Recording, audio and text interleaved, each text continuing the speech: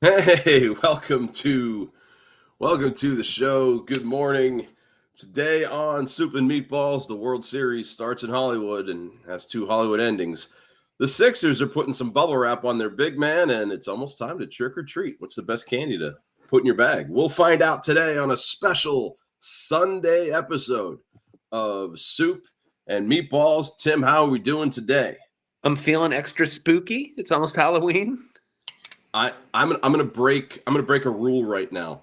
Okay. You were always told not to eat in front of people, but I have my breakfast here. Is that a meatball? I'm so blind. I had to put on my glasses to see if a wad of meat was a meatball or not. That's the point of life I'm at. This is good too. Homemade? I won't talk with my mouth fully full. I'm being rude enough. No, it's we went to Mario's last night. Oh, And sure. yeah, so the plan for me is get enough food for the night and then a little bit extra for breakfast the next morning. So yeah, I've been surviving on a breakfast of meatballs now for a couple of years. I have not had breakfast, but I went out for a great breakfast yesterday. Anyone in the Bloomsburg area knows what Bloom Diner is. Just like one of those old great diners with like the Formica countertops, and the waitress calls you hun and always freshens your coffee. Uh, Yep. and the coffee's what, like 35 cents? Yeah, it's like you basically pay what you would pay during the Great Depression for a full breakfast. That reminds me of the job I had in high school at DeBotto's Family Restaurant, and it, there's a phrase for this. Like when you look back at something and you're like, oh, it wasn't that bad. Waking up at 5 o'clock in the morning to go and open up the restaurant, that was rough. Like the breakfast workers out there at diners tip those waitresses well because they've been up early. Yeah, I have no fondness for like the grunt level jobs that I worked in. Like I worked in factories. I've still got scars on my arms. I had a burn on my arm from the Wendy's oven for a long time. That thing is set to like hell doubled. Do you remember? It was the summer of '98, and I had this huge wrap on my arm because I had to get like 6 stitches, and I got chemical burns working at a factory. And like not only like so my arm's bleeding badly enough that I needed stitches. They made me drive myself to like the clinic to get stitched up. Like I had my left arm out of my parents' Ford Taurus station wagon Two driving arms, through West Hazelton, dripping blood all over Route 93. two And arms, so if new anyone wants to generation X. clone me, Suck it up. if anyone wants to clone me in the Hazelton area, I'm sure my blood's still in the black top somewhere by Nathan's Furniture. I possess the DNA of Leonard Nimoy. Someone's going to turn me into Dolly the sheep. Well, I wish someone would turn. I wish someone would turn Aaron Judge into somebody who could hit in the playoffs. Let's get into the happiness of baseball. Starting off with the World Series, despite being down 0-2, I can honestly say that the two games that we had, games 1 and game 2, two of the most entertaining baseball games I've ever seen the Yankees lose. At least game 1. You have Triple F out there ending the game, Freddie Bleeping Freeman. And the biggest problem that any Yankee fan is going to have is why Nestor Cortez was on the mound at the time instead of Tim Hill. Nestor Cortez, it seems, hasn't pitched since the All-Star break. Yeah. And Tim Hill has had a pretty good postseason. Yeah, and we talked before the playoffs started about the Yankees bullpen and your relative confidence or lack of. And it Going really into Cleveland, after Kansas City, they had a great series. The Yankees pen, they outpenned Cleveland, but right. This is just the wackiness of the playoffs where a bullpen that had been solid against the best bullpen in baseball now can't close the deal in games 1 and 2. Cortez got Ohtani to pop out. Now, what a great play by Alex Verdugo. That's going to Oh get yeah. lost in this because of the way the game ended. But Verdugo came, and that's why he's playing left. That's why you're dealing with his 110 batting average, because he brings that kind of defense. Speaking of defense, I have no idea why Gleyber Torres was pinch run for. I think Torres gets that ground ball, and Freeman doesn't even get in at bat. That's Ohtani pops out to end the game in that world. Now, obviously, you kick yourself about the chance to take one, let alone two in LA. But losing two on the road to start a series, obviously not ideal, but it's not sort of like the death sentence that it might seem like after losing two close ones. If you go back to 96, the Braves absolutely annihilated New York. In New York. Yeah. The Yankees had to go to Fulton County to win 3 in a row before they clinched it back home in Game 6. Yeah, so the goal was, if I envisioned, the Hollywood script, according to me, you split in LA, and Game 1 was the game you had. You had a lead in the 10th inning. So that was the game you had to win, plus your ace was the starter. But you split in LA, you come home and win 2 of 3, and then you go split out in LA again. That was the blueprint I set out. I mean, now you have to win 2 or 3 in New York. Maybe you have to sweep in New York. And I don't know if they can do that with Clark Schmidt and Louis Heel on the mound. They need to hit, because Schmidt's going to give up runs. Hill's going to give up runs. I don't think we're going to see a 4-2 game in Game 3. It makes me, as a Red Sox fan, it makes me think of two different series that went two different ways for Boston. Because in '86, they were a big underdog to the 108 win Mets. And they went into Shea and won games 1 and 2. Bruce Hurst won a pitcher's duel with Ron Darling in Game 1. Won it on a Tim Tuffle error, won 1-0. And then they beat Doc Gooden in Game 2. They sent Clemens out, and so you win 2 at Shea and you beat their ace. Obviously, we know how that series ended for Boston, though. And then, this is fresh in my mind because I watched that. I was texting you as I was watching the Red Sox documentary that dropped on Netflix this week. I have no knowledge of that year. I got married that year, but everything else is a blur. You talk about worst case scenarios where Boston sends out Schilling and Pedro for games 1 and 2 in New York, and their two aces, just get bonked, and then you have to send out Bronson Arroyo and Derek Lowe to save your season. I legitimately don't have a ton. I know the Yankees obviously won games 1 and 2. I thought they would have been better games, because Game 3 it was like 16-2. Game 3 was just like, guys, can we save some runs for tomorrow? That was a Saturday night, I remember, because it was like 19-8. I believe was the final. Game 3. But games 1 and 2, they weren't like 9-0, were they? Right, they were close. Schilling didn't have his best stuff in Game 1, but Pedro pitched pretty well. But the Yankees were just better in games 1 and 2, and won 2 close ones.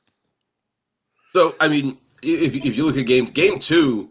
My dad I was on the phone with him last night, and he was cursing the fact that Carlos Rodon was pitching on the road. Carlos Rodon had 1 rough inning. Matsuhiro or Yamamoto, he didn't have any bad innings. That's the difference. And the Yankees had, this is more, I don't want to be the one to complain about Aaron Boone, but you have the bases loaded. You're down by 2. And you send Jose Trevino to bat, and you have Jason Dominguez on the bench. Why is he on the roster? You don't need a home run. Like, Jason Dominguez is a better contact hitter than Jose Trevino. Right. Why is he on the roster if you're putting Trevino up? I agree with getting Wells out of there. Wells couldn't hit the side of a barn, but I'm curious, and I know we talked about this at different times in the postseason, and you referenced Aaron Judge and his struggles. Now that he's in the series for the first time and he's having trouble with guys on base, he's having trouble making contact. Having trouble with guys off base too. Right. What do you think this does? Because World Series legacy is a big part of being a Yankee captain. The good thing I can say is the series isn't over yet, so he can come home. The Yankee fans at Game 3. They can't turn on him. Like he needs like the pat on the back because he's got to be pressing, and the amount of pressure that's on him, he hasn't faced it yet. And I think being in the big series, it defines your legacy as the Yankee captain, of course. And he's got to turn it around in game 3, or he goes down a path. Like my dad yesterday was bemoaning, what was he yelling about? His contract this, and he's only good in the regular season that. And he's not wrong to a point, but he's still worth every penny. He's also sending Juan Soto to the Mets, and Gleyber Torres is going to leave, and Garrett Cole's going to leave. And I tried to talk him off the ledge, like that Garrett Cole's not going anywhere. He's like, well, it's his opt-out year. So in his contract, the Yankees can opt him right back in with a 10th year. They will do that. If Juan Soto wants to go to the Mets, then no amount of money is going to keep him in the Bronx. But I think he likes playing in the Bronx. I think he likes Aaron Judge. I think he likes the culture. He fits in. It's just whether or not, the Yankee fans have to put a GoFundMe together because Steinbrenner might not want to spend the money. And I think the biggest thing with Soto is what you said about the relationship with Judge. Obviously baseball's still a business, but Soto coming in and clicking with the guy in the locker room, like that, they seem like they have a legitimate bond, and a fun one at that. If you go to the Mets aren't guaranteed to keep Pete Alonso next year, and they have the number 1 payroll in baseball. So, and who can guarantee that the Mets? Who can guarantee that the Mets repeat the summer magic that they found this year? This year, yeah. When they eked it in the playoffs as the 6th seed and took 2 games against the Dodgers, which means, gosh, if the Yankees can't double that, at least at home. I don't know. But, game 3 tomorrow. And I think what Major League Baseball had things timed out well. They're not going up against the NFL today, which smart move. Here, are you ready for the segue? This is a good segue. I love a good segue. I saw this on the Twitters. And you might have to put your glasses on there. You might have to put your glasses on there for this. Get me specs. One of our professional athletes chimed in after game 1. Joel Embiid says, "A bases loaded grand slam," as opposed to those other grand slams that are right not with the bases loaded. Yeah. Thank you, Joel, for that. You asked me. You asked me for the rarest things in baseball. I would say the solo grand slam is number 1. That hasn't happened. It may happen someday, but if Ricky Henderson couldn't hit a leadoff grand slam, no one does. No. So here's our friend Joel, and his team, the Philadelphia 76ers, opened their season this week. They dropped their first 2 games, home against the Bucks, on the road up in Toronto. They're going to take on Indiana later today, and all 3 games have one thing in common. No Joel Embiid. Now, what's going on? It's the beginning of the year. Is he tired from the Olympics? Nick Nurse had a very frustrating press conference before the season where reporters were trying to find out exactly why they're resting Embiid. Is it an injury that they're trying to get him completely healthy from? Is it fatigue from the Olympics? And Nick Nurse was very coy. He really didn't want to talk about it. He said he's trying to, sort of guard. He's got Embiid on a plan like he had Kawhi on in Toronto. When, probably the last time that Kawhi had, played more than 6 games in a year. Right, but also played a season that was worthy of his talents. The last time he was truly healthy was playing for Toronto and Nick Nurse. I think the frustrating thing about Embiid isn't that he's sitting out. It's that the Sixers aren't being transparent about what is up with him, why he's sitting out. I think if I were a Sixers season ticket holder, I would feel scammed a little bit. Yeah. That you have, like a premier matchup, where Giannis is, coming to play the Sixers, and suddenly Paul George and Joel Embiid are sitting. That's opening night too. Yeah, it feels like a little bait and switch, to be honest. Can you imagine, put my baseball hat back on, if you're the Dodgers and Shohei Ohtani and Mookie Betts and like the big names, they're not playing opening day. Like they line up on first base or third base, hey, wave to the fans, and then they're done. It's the first game of 82, and like Charles Barkley came out and said, we're not steel workers. Yeah. Like, and you just extended like 3 years, $193 million. And now I get it. Last year, Embiid played 39 games, various leg injuries. He's had injury problems, but like you said, it's the non-transparency telling the fans like this is how we're going to play him this year. I mean, for all the grief that we as Gen Xers will lay on LeBron James, between 2018 and 2023, LeBron James averaged 58 games a year, not including the COVID year, because that's whatever. Right. So 58 games a year, the whole concept of load management. Do you know how many games LeBron James played last season when he's like 52 years old? 71. He played 71 games last year. Did I get it right on the button? Right on the button. I'll give that man a cigar. Do you know what Joel Embiid's all-time high games played is? 57. No, 68. Okay. But he averages 54 for his career. Ugh. Over how long is he in the league? 9 years or so. He's 30 now. He's not super old, but he's not a puppy either. 54 games. That's your sample size with your best player. And I will say, and I think Barkley made this point as well, that the other mistake was for Embiid to come right out and be like, "I'm not playing any back-to-backs this year." Okay, it might be the truth, and it even might be the wise decision, but to just come right out before the season even starts and being like, "Nope," like not even like on the back end of a back-to-back, like I'll go out for 25 minutes that night, and then Drummond can pick up the slack. To just say before the season starts, not doing it. And in Philadelphia is a hard blue-collar town. You're telling these guys who are probably working 12, 16-hour shifts, like you're not going to play basketball 2 games in a row. And that's why they love guys like Allen Iverson, 6 feet tall and throwing his body into the lane against, Shaq and Yao Ming. He's got like the bandage over his eye. He's got the Band-Aid on his ear. His arm is in a sling, and he's starting the next day. Yeah. Philly just loves the effort. Philly fans. If you're making $193 million, it's hard not to justify the effort. Like what you and I are making, we can't just tell you know what, I'm going to call work tomorrow and say, you know what, I'm not coming in. I'm not going to do it. Yeah. I'll be in Monday, but I'm not doing any back-to-backs. I get a sick day. If you want me Monday, you don't get me Tuesday. And here's the thing. Embiid should be one of the most lovable athletes in sports. He has a great personality. He has a great game. But all anyone focuses on is how he can't stay on the court.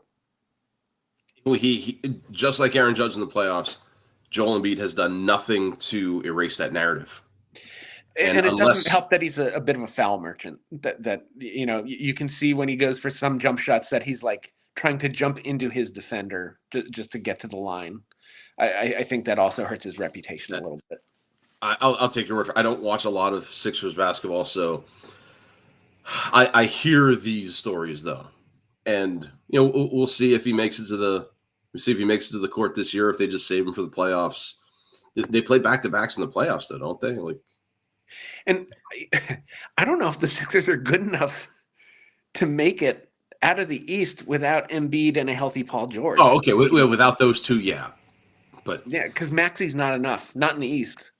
The East is getting better. I mean, you already have the Celtics and Knicks, probably the 2 best teams in the conference in your own division.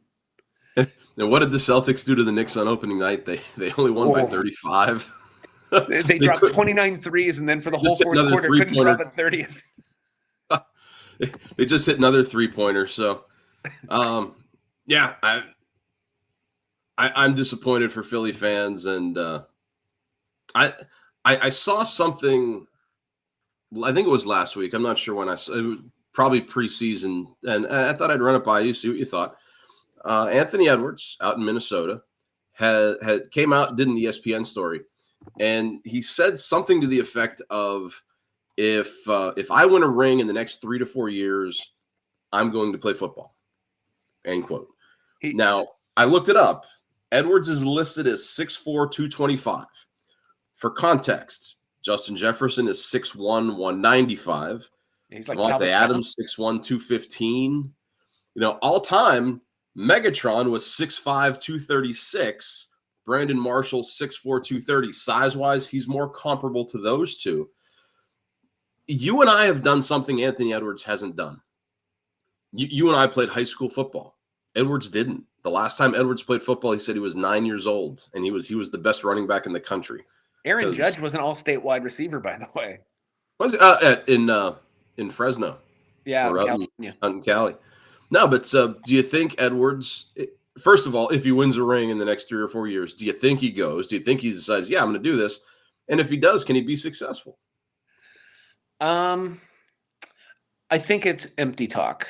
I think, he was doing the photo shoot with Justin Jefferson for the cover of ESPN the magazine, where they were recreating the one that Randy Moss and Kevin Garnett did in the early 2000s. So I think football was just maybe on the brain for Anthony Edwards, because he was talking a little trash with Justin Jefferson, where he was like, oh, if I had to meet Derrick Henry in the hole, I would put Derrick Henry on the ground. Like, you give me an offseason to lift like a football player, I'm putting Derrick Henry. This is just a guy with the utmost. He thought at the Olympics, he thought he could be an elite Olympian level ping pong player, even though he's never played. Wow. No, that's okay. Now let's stop right there. That's crazier than thinking he can be an NFL receiver. I have a better chance of tackling Derrick Henry than I do of returning a serve in ping pong from one of the Chinese or the Korean. Those people are just ping pong. Holy cow. There's confidence, and then there's stupid talk.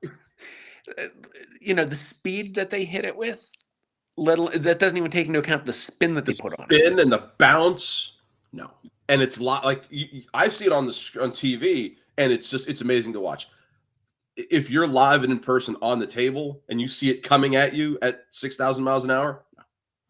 Also, I don't think anyone who's never played football, I don't think they take into account how fast the ball is coming in when you're trying to catch it, because you see it on TV and it looks like it's moving, just slow, at a leisurely pace. Do you remember when they used to have like when Peyton Manning would play, and they would be like, "That's the equivalent of a 96-mile-an-hour fastball." Like it really is. Brett Favre's really hard. It's on your hands before you realize it. And even a routine catch. Like I remember doing drills when we played high school, and the guys who played quarterback for us were not Peyton Manning or Brett Favre. They threw the ball hard. Yeah. It got on you in a hurry. Yeah, so I tracking a ball, like when you're wearing pads and a helmet and just trying to like run down a sideline and keep track of where your defender is and what route you're running and not the falling down. Yeah, exactly. And you say that, like, it sounds funny to say, but I don't know if you saw the Colorado game yesterday. The Colorado dude had an interception. He's running back and he trips over nothing. Like, he just falls, because sometimes when you're trying to move and agility drills without pads versus agility drills with pads, totally different. So, because the pads make you so top heavy, which is another thing people don't realize. I mean, some of the pads today, especially defensive ends, like, it doesn't look like they're wearing anything. But linebackers have to be a little bulked up. So if Edwards played, I think he's probably he's a big wide receiver. He's not a tight end. No. Like, Zach Ertz has about 30 pounds on this guy, and Zach Ertz is. Plus, he's never blocked at any level. Like, you'd have to teach him basic fundamentals of blocking. Yeah. But wide receiver, I don't know what kind of speed he would have on turf, and you don't know if he can get off a jam. If he comes across the middle, oh my goodness, we were texting back and forth in the Ohio game. What happened to that Nebraska kid? If you've never been hit before, like, having a professional linebacker hit you. Yeah, I think I agree. I think you're right. It's probably just talk to talk, but I thought it was interesting enough that, hey, we'll talk about it here. Also, I think if he wins one ring, he's got the mindset where he's going to want to keep winning NBA. He's going to want a second chip and a third chip. So yeah, I don't see him. I don't see him. He's not going to be whatever the equivalent of in football of chasing curveballs for the Birmingham Barons. I don't think Anthony Edwards is going to be doing that.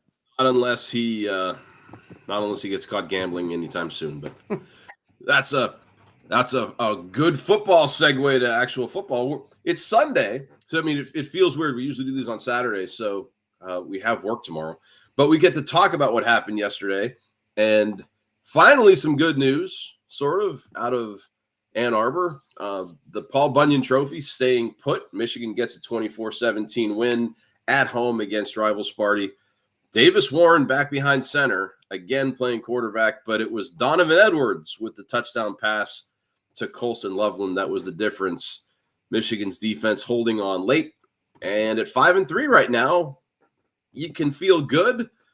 But, Tim, how long can we feel good, honestly, with what's coming down the line? Let's just take our victories where we can get them this year. I mean, this isn't a team that's going to the playoff. They're not going to play for anything meaningful in 2020, like in bowl season. Make a bowl game, I'm sure. Right, but well, you have to win 6 games to win the bowl. And what they have coming up. I mean, you watched the Oregon game yesterday, and I told you the Duck was going to roll, and they rolled. So we have Oregon coming up. That's going to be yeah. Then they go to Indiana, where they've got to take on the newly formed Curt Cignetti Hoosiers, and Curt Cignetti, an IUP guy. They got Northwestern. That's a should win, but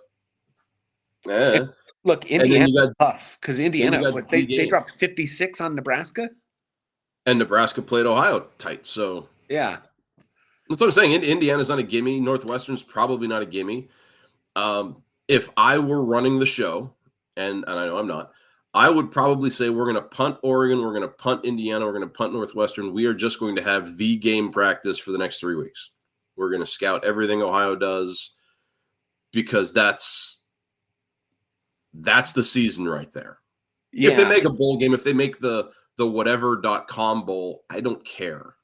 I looking back at my Facebook post from the last 3 years when they made the playoffs. So yeah, Big Ten championship game, super. I don't care.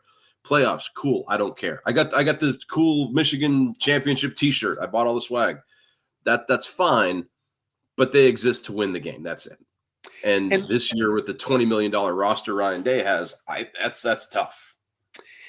I kind of get the feeling though that this season's playing out like one of those mid-90s Michigan seasons where they're going to lose some of these games, and then Ryan Day is going to John Cooper it against Michigan. I'm not saying Michigan beats Ohio State this year. I'm just saying it feels like a scenario like you just said, where Michigan is maybe going to drop some games, Oregon and Indiana.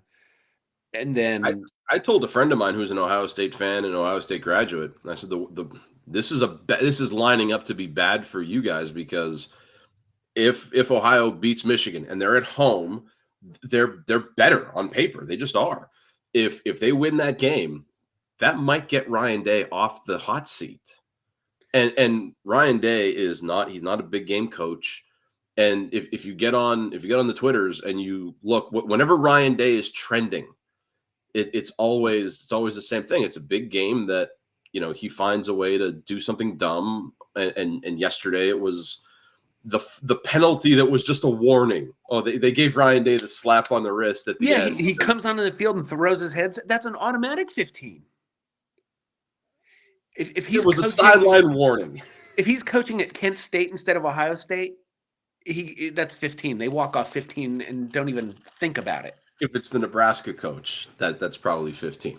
Yeah. But in that situation, you've had a targeting called, and you had to explain to me what targeting was. I mean, I thought it was always helmet to helmet, and that play most certainly was not. It was a shoulder play, but he was defenseless. And I'm sure the Nebraska receiver is proud of being referred to as defenseless in that situation, but it got them a first down.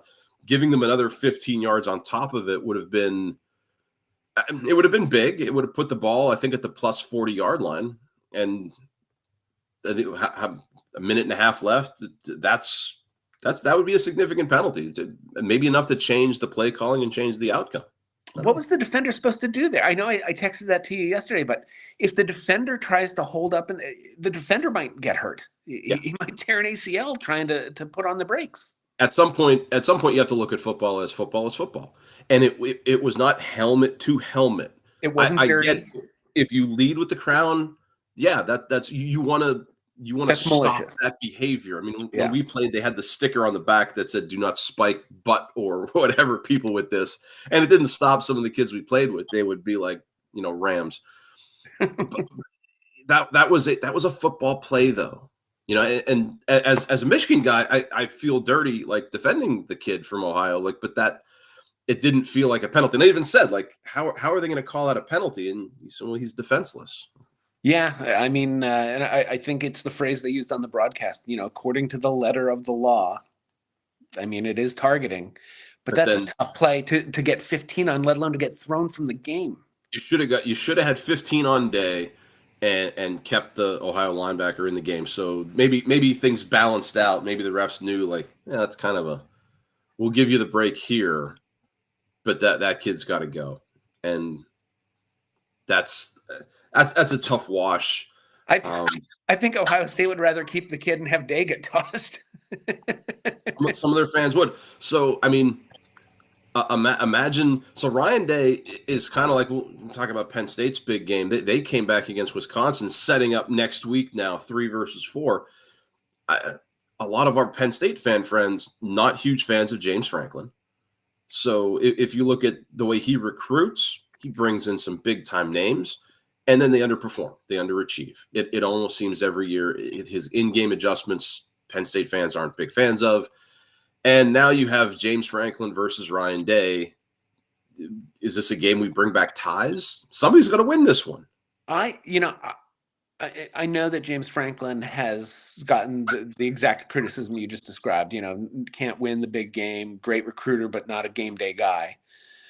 I think he went a long way to dispelling that with the win, the way they came back at USC a couple weeks ago. I thought that was not just a well-played game by Penn State to come back, but I think it was a well-coached game by Franklin. Winning a game on the road across 2 time zones, a bigger deal than the comeback against Wisconsin. But he's got to do it against an Ohio team or a Michigan team. USC is kind of down this year, it looks. The only big moment in that was Penn State was on the road in a tough environment. I don't know if you can do that against one of the bigger teams in the Big Ten. I would love it if Penn State beat Ohio State. I really would. I just don't see it happening. I just don't. Penn State, and people think this is like hate from a Michigan fan. It really isn't. I just don't think Penn State is the 3rd best team in the country. No, in the country? No. They might not be the 3rd best team in the Big Ten. I mean, yeah, in the Big Ten, Oregon, Ohio, clearly 1 and 2. I don't know who I would put 3 over Penn State. I mean, let's see what Indiana does. Indiana's tough, but has Indiana and Penn State played? That I don't know. No. I know Michigan didn't play them this year, which is fine by me. We'll get them off our schedule on our down year. No, I think Penn State's a fair number 3 in the Big Ten. But yeah, overall, I mean, we can talk about our ratings on a show when they actually maybe talk about what the playoffs might look like. But yeah, 3 in the country stuff. What I was going to say with regards to Franklin versus Day, and now I have to try to. This is me trying to talk while my brain, the gerbil catches up with where my head was. It's gone. Oh, well, that happens to me at least twice a day. It wasn't that profound. I would have written it down. It'll come back. It'll come back when we're doing our draft. We'll be talking about Halloween candy, and you'll be like, Desmond Howard. That's right. I remember. I'd say getting old, man. Getting old. This is why people have the real TV people have scripts in front of them, and I'm just kind of talking. My dad.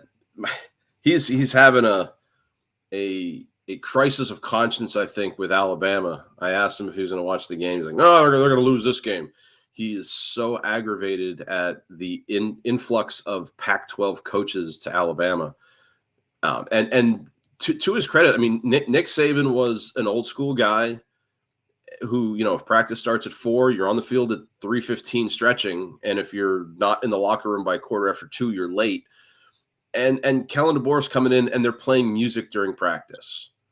And there's a definite culture shift that, the people who are the Saban fans over the last couple of years that you saw the results.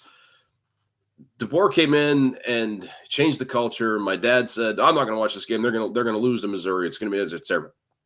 And they win like 31-0. And I call them, again, talking them off the ledge. Like Alabama is they're going to be okay. I don't know if they make the playoffs this year either. The next week we'll have to put the top 12 up. We'll put a bracket up so we can kind of see what the matchups are. The last one I saw didn't have Alabama in it after the loss to Tennessee, but it's a long season, and we'll see where things end up. We'll switch to Division II, closer to you and I. Go Huskies. IUP and Bloom. IUP traveled to California this past week, yesterday, for the annual the California PA. Oh, the Vulcans. Okay. The Coal Bowl. And the Vulcans are having the season I hoped IUP would have. Like they come in 6-1. They just knocked off Slippery Rock, the division favorite out west. It was a defensive battle, but IUP gets a touchdown run from J.D. Younger to get a 10-7 lead with about 2.5 left in the game, but they can't hold it. The defense gives up a drive, and Cal kicks a field goal, sends the game to overtime. IUP gets the possession first. They kick a field goal, and Cal drives it down to the 3-yard line, get a 3-yard touchdown run. They take this one 16-13. They're in the driver's seat out west. Tim, how'd Bloom do? Bloom had Shippensburg this week. Yeah. Very encouraging that they threw well. They threw for almost 300 yards. KJ Riley from Danville had a nice game. Didn't have a clean pocket a lot of the time, was running around a lot, but the other encouraging thing, they win 20-10, and they didn't allow a point in the fourth quarter. It didn't come down to any drama at the end. They slammed the door on Shippensburg. There you go. They're 4-4, which they were able to put an end to a 3-game losing streak. And I think for BU to be right in the mix in the PSAC East is a very, very pleasant surprise. Yeah, did you? I don't think preseason. I think you would have seen them at 4-4. I think you might have thought they'd been at 2-6 or 1-7 even. Shippensburg. So Shippensburg's right up the road for me, and Cal has one of my former players on. Like back when I coached back in a previous life, Grant Hopple had 7 tackles against IUP. It's his career high. So shout out to Grant Hopple. Do you know what year he is? He's a junior this year. Oh, okay. Maybe might be a redshirt junior. I go to these web pages and look up some of the rosters from time to time, and I know one of my former players. He went to Eastern Michigan, but he transferred home to play at Ship, and his brother used to play at IUP, and I thought he had transferred to Shippensburg, but he wasn't on their roster. So I don't know what happened. Maybe injury or he just retired from football. But the punter from Shippensburg was one of my students in class, and then one of the kids I used to coach. I looked at the roster, though, on Shippensburg's webpage. Something has to be off. Something has to be wrong with this. Do you know how many seniors were listed on the Shippensburg football roster? I'm going to guess it's too few. I'm going to say it's 6. 5. Wow. 5. So that sounds like it's a possible mass exodus, like people transferred out or something. How many freshmen do you think they have listed? 23. 31. 46. 52. 4? 60. 64. That is Can't be right. That can't be right. I think I think is the F and the S on the keyboard are pretty close. yeah. FR versus CR. But oh my, This somebody kid's up at class Shippensburg. ZQ. I, Who typed this roster? This kid's 3,000 pounds? so We should put him at defensive 64 tackle. He's immovable. The future is bright for the 2-6 Shippensburg Red Raiders. In the Great next recruiter. 3 years, they're going to have the most experienced team ever. But yeah, I think something's kind of broken there. I just thought it was, it popped out to me like that coach is a Viking in the living room. He's good with mom and dad. I saw who Bloom was playing. I'm like, oh, let me go see how this kid did, or let me see if this other kid was playing wide receiver. Yeah, it's good week. IUP has. Oh shoot, I don't know who IUP has next week. Do you know who Bloom has? Oh, I don't. We'll preview it on Saturday. That's what Saturday's show is for. I was just reading the paper too. I should know this. I was reading about BU. Since today is Sunday, we can actually preview the NFL just a little bit here. Eagles and Bears and Birds and Birds. Oh my! Eagles have Cincinnati this week. How do they look this week? I don't know. 1 week we want to fire Sirianni. The next week, Saquon's running for almost 200. What's the Giants? Who knows with this team? The defense had 8 sacks last week. I mean, you know what I liked about Barkley against the Giants? I saw this video. I guess it was 13 yards off of his career high or his all-time high, and the coach is like, "Tell me what you want," and he's like, "Let the young kids eat. Let them play." That's a team guy. That's the kind of player you want on your team. And I said it after the drop against New Orleans, where I was like, despite the drop, this is a guy you want in your locker room. This is a guy you want on the field wearing your colors. He is as great a player as he is. It seems like he's just a fantastic human being. And Cincinnati they're another one. Cincinnati's one of those. Man, when we did our previews, and next week we should, since it's the halfway point, we should revisit how poorly I chose. I think I had Cincinnati at 15-2 at one point. I'm like, I can't give them 15. I might have dropped them to 14 or 13 because I really had a lot more faith in that offense than I should have, I guess. Yeah, I don't know what the problem is. Really, the only time I've watched Cincinnati was the Monday night against the Giants. And outside of that one highlight run by Burrow for the touchdown, they didn't really look very good. I don't know what the problem is. I don't know if it's the Ellen DeGeneres hair on Burrow. I don't know if it's injuries. I don't know if it's coaching. But they've been one of the bigger disappointments of the season. Yeah. Having said that, I don't feel comfortable going into Cincinnati playing them. No, I mean, road games in the NFL, it's hard to win on the road. And, that's the way the league has built up. Home games are tough for a reason. I'm hoping that the Bears can go on the road. And remember the beginning of the year, and we're putting our list together, and we both figured between Philly and Dallas, somebody's going to win the East.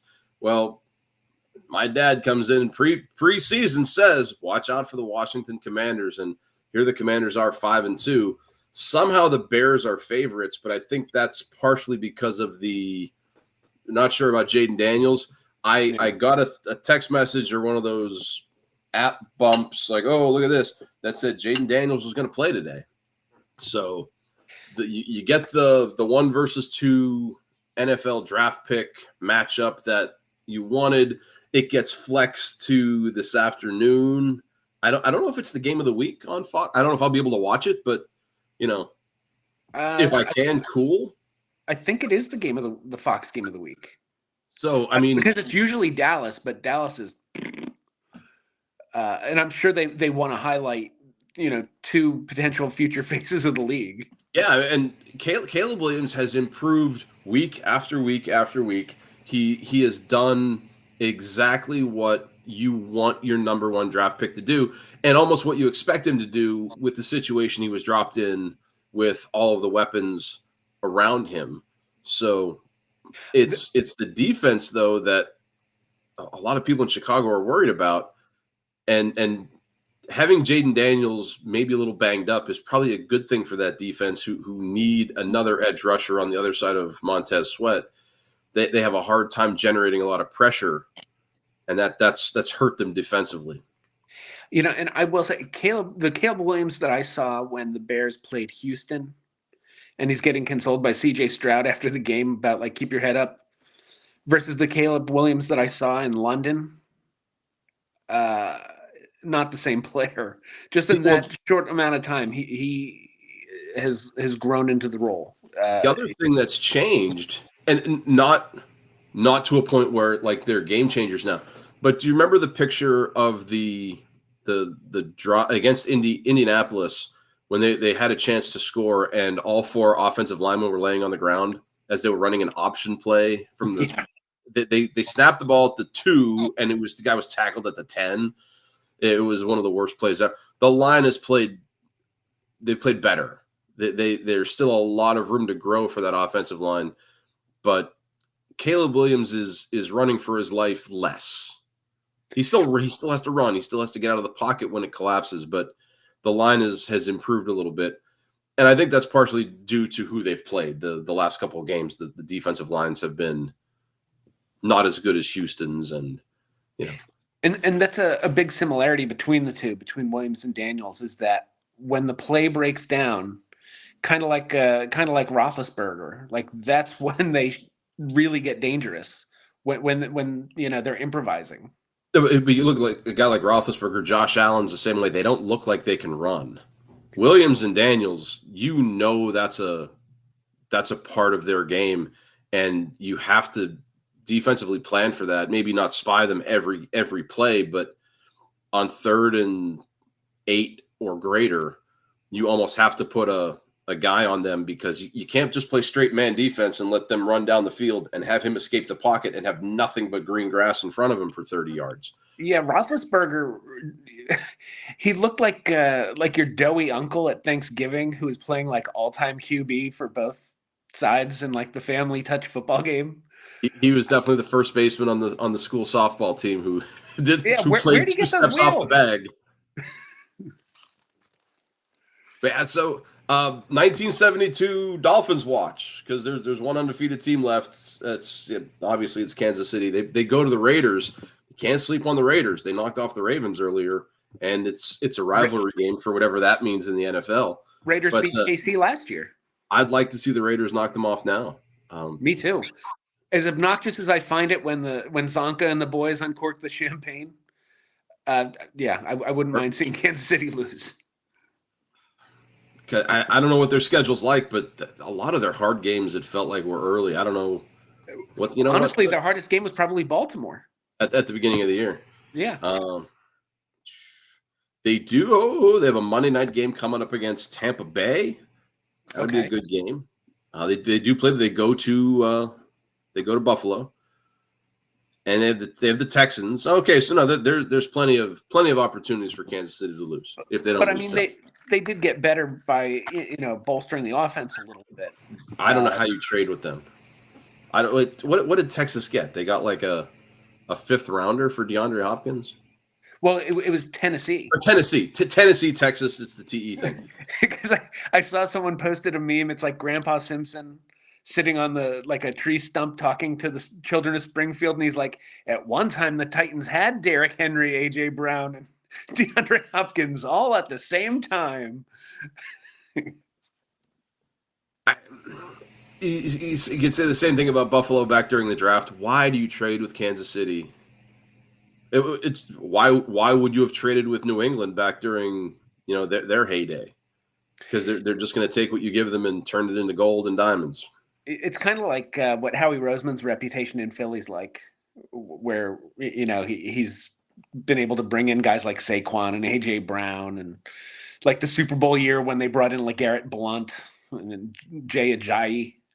When the phone rings and you see certain people are called, I'm busy right now. I'm Yeah, not. Howie Roseman's one of those guys who you shake his hand and you just make sure you didn't take your fingers. Well, everyone's favorite time of the week right now, Soup and Meatballs draft time. So we talked about doing this earlier. We talked earlier about doing this before the NBA season started, and then honestly, I missed that the NBA season started. That shows how much I actually watched and pay attention to the regular season. I thought the NBA started on Christmas, right? But a couple weeks back, we did a show where we drafted football players to start like an expansion team. So we were the Bloomsburg gutter rats and the Chambersburg Peach Pits or whatever, and we picked 5 NFL players to start a team with, which it creates a situation that is a little different from what we're going to do today. We're going to go with the NBA. We're going to draft NBA players, but I think with a pick of 5 players, we're going to have super teams. But I don't care. I'm all down for that. Let's do you want to do the same thing, 1 player per team, or? Yeah, looking at my list here, I'm good with 1 per team. Cool. I think that's fair because nobody wants to take everybody from Boston. So pick a card. Since we were off last week, I'm going to go back to the Wesley Snipes spell and bet on black. Bill, you're going to pick black. I need you to give me a number now. Oh, 5. 5. 1, 2, 3, 4, 5. Well, I won the football first pick, and I win the basketball first pick. Now, my knowledge of basketball is, I'm excited to pick first so I can pick Michael Jordan. But I do have a plan with the first pick, and I like a lot of stuff about this guy, even though he's a very, very young and raw player. I think you pick young and raw for the future. I don't know how to say his name correctly. I'm going to take Wembanyama. Yeah, Victor Wembanyama. Yeah, Wemby's going number 1. He was my number 1 too. I mean, how do you not take a 7'4" guy who can handle, play defense, and shoot threes? They call him the alien for a reason. He's a lot of fun to watch. That's a great number 1 pick. You definitely cherry picked mine. Everything else is I'm playing with house money now. So I'm also going with young guys. I'm picking all guys 26 or younger. I have no idea how old these guys are. I put some names down. So and I'm going to go with as many Celtics as I could. I'm going to go with the guy who was number 2 on my list behind Wembanyama, the aforementioned Anthony Edwards. Okay. I think he's got so much room to grow. I think he's a better defender than some other guys at his position around his age. I do think he wins a ring sometime in the next 5 years. Yeah, give me Ant-Man. He didn't make my top 5, but he's on the list. So I can't take another Spur. Not that I can name another Spur, and we can't take any of the Wolves. So now, I mean, I have on this. I'm kind of torn here, and man, because I don't think I could go wrong either way.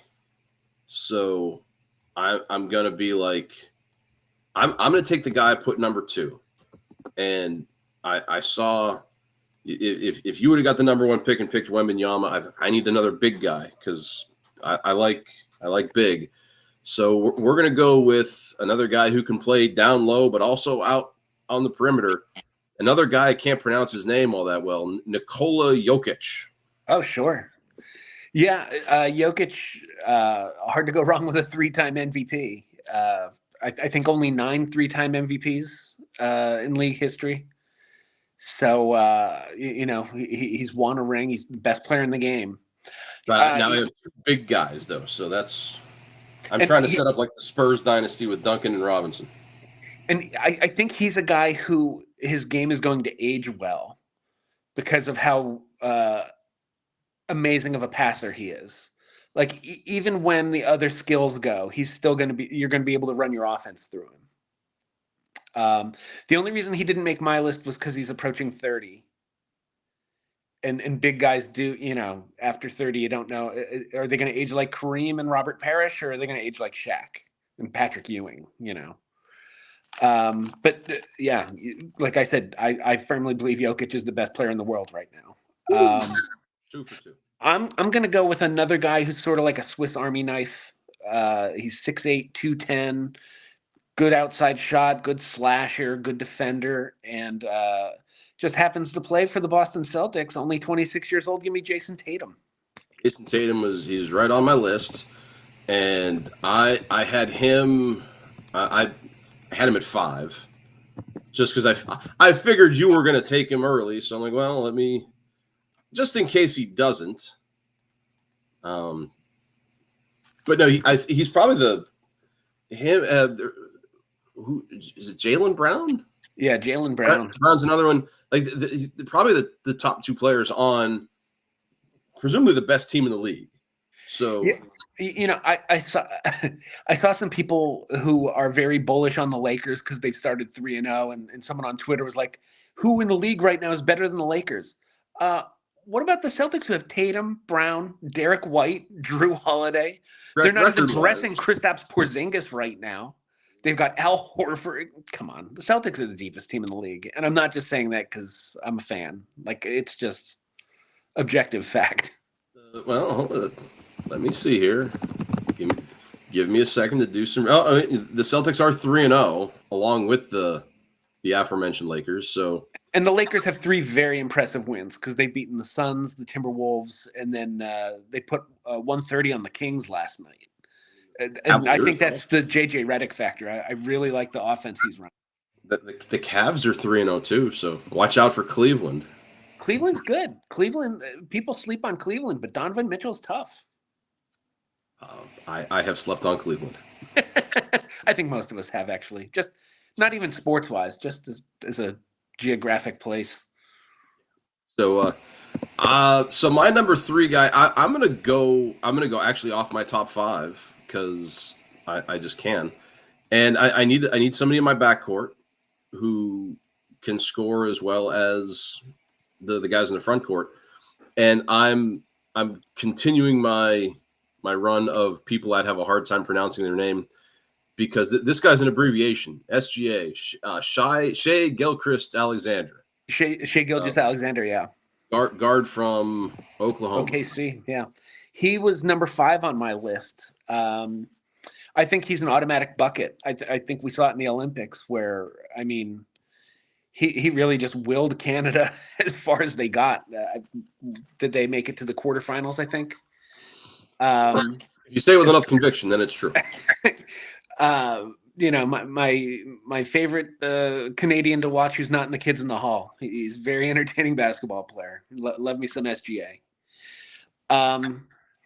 For me, I'm going to go with another guy who's a fantastic passer, and I just like his swagger. The only reason he fell a little on my list is because, his defensive play is just a rumor. It's like Bigfoot. I'm sure someone's seen it, but no one has like photographic evidence. Give me Luka Doncic. And he was actually on my list. He was number 4. And it's kind of like Bigfoot. His defense has been talked about.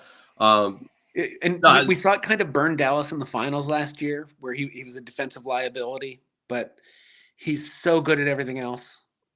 And when he tries, he's a capable defender. That's the best I can say about his defense. But everything else, he's elite. He's capable. That's good. So that Dallas, I think, is interesting with the addition of Klay Thompson and who's the other guy? Is Westbrook there? No, Westbrook's in Denver. Kyrie? Kyrie Irving, that's right. Okay, like their little big three triangle it's interesting. It is, and it works well because Luka can also play with his back to the basket because he's a bigger guy. He's 230. He can back down the smaller guards, and then he's such a great passer. He can kick it to Clay or to Kyrie. And I like Dallas out of the West if again if they stay healthy. Because of that. I watched them the other night when they played San Antonio. They opened at home with San Antonio and Dallas, especially when they get out in the open court. They are a lot of fun to watch. Fun to watch. Clay was, I think he hit 6 threes in the opener. He was just splashing. He's the kind of player he doesn't need headlines. Like honestly, if we were allowed to pick multiple players, like and you had to tier them, because I don't think Klay Thompson is an A tier player. He's more of a B tier player. He might be the best B tier player because he doesn't need headlines. He just goes out, does his job, and takes a shower. He's got his rings. He's come back from a pretty serious injury 4 or 5 years ago. I think now he realizes, he's on the back end and he doesn't need to be, like you said, that headline guy. He can play a complementary role and let Luka and Kyrie be options 1 and 2. So there you go. Edwards, Tatum, Doncic. So I'm going to go back to my list because I have my point guard, or I have a guard, I have big guy. I'm going to go big again, and I don't think you would have taken him. I think age would have taken him off, but he's got a lot of years left in him. I get to say his name, Giannis Antetokounmpo. Oh, sure, Giannis. And I think I got it right. And he's a guy who at 6'11", he can handle the ball. He can score. He can rebound. He's a freak. Yeah, and he's another one who, if Jokic isn't the best in the world, it's Giannis. And he's 20. I just looked at him. He's 20. I knew he was older than 26. He's 29 though. Right. So he's probably got another 3 or 4 years left in his prime. And then probably another 3 or 4 after that, where he's not Giannis level, but he's still pretty good. Right. The only thing that worries me is the injury history, just with him having missed the playoffs last year. You worry about, a guy who's 6'11", but slashes to the basket the way he does, how his legs are going to hold up.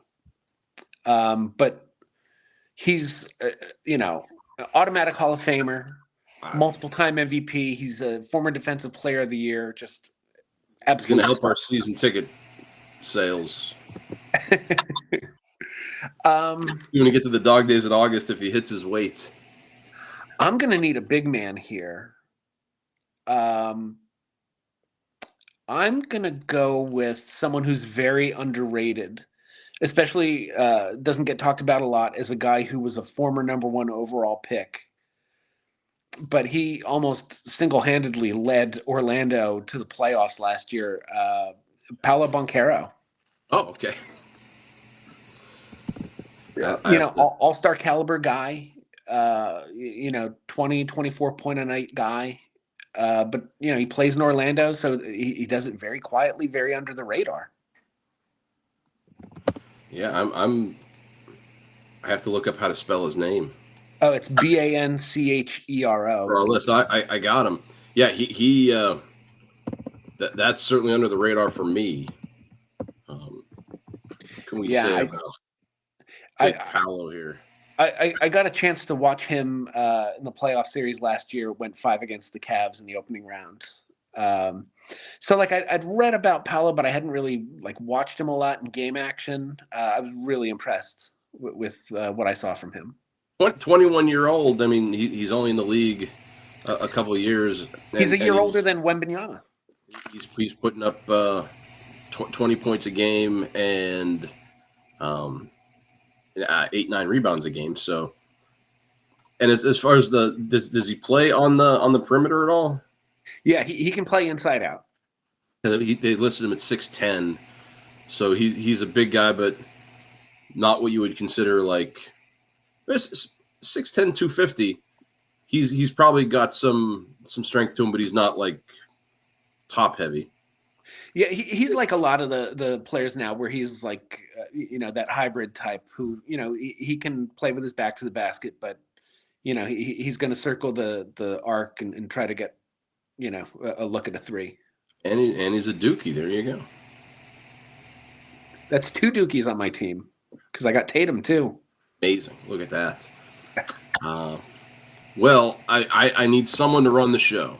I have three Giants, a shooting guard. So I'm glad he lasted all the way to round 5 because he's on the Knicks, and I think he's really exciting to watch. And I can't imagine watching a pick and roll between with this guy and Jokic. I'm going to take Jalen Brunson. Yeah, I'm really impressed with Brunson. I like the way he's like slowly built his career. He had his time sort of as a role player in Dallas, and then went to New York and became the man, and hasn't disappointed. He's a big city player. The moment's never too big for him, it seems. Yeah, and he's another one where I think you saw that in the playoffs last year, where he came up big time and again. I really think he's going to miss DiVincenzo this year. But we'll see how that trade plays out. So far, it's kind of been a wash, but we're a week into the season, so. Boy, I have a couple. I'll just say, since this is my 5th pick, right? Yeah. Last one. You got Edwards, Tatum, Doncic, and Banchero. Okay. So I'll just say that some other guys on my list who I'm not going to go with, John Morant. He was a consideration for me. I worry about whether he can stay out of jail. Yeah. Got a little problem with the old clicky. Yeah. Maxey in Philly. I really like Tyrese Maxey. But I still need a little size on my team, so I'm going to go Chet Holmgren. Oh, you already took SGA. I can't take Chet Holmgren. Go Thunder. Okay. Then give me Tyrese Halliburton from the Pacers. Halliburton. A solid choice from a. There's a lot of like skill overlap between like Tatum, Halliburton, and Luka. I worry about this because I've actually heard of this guy. So how old is he? Oh, he's 24. Okay. Yeah, and he was an Olympian this year. Took the Pacers to the Eastern Conference Finals last year. That's the had a tough opener against the Knicks, but small sample size. Small sample size, yeah.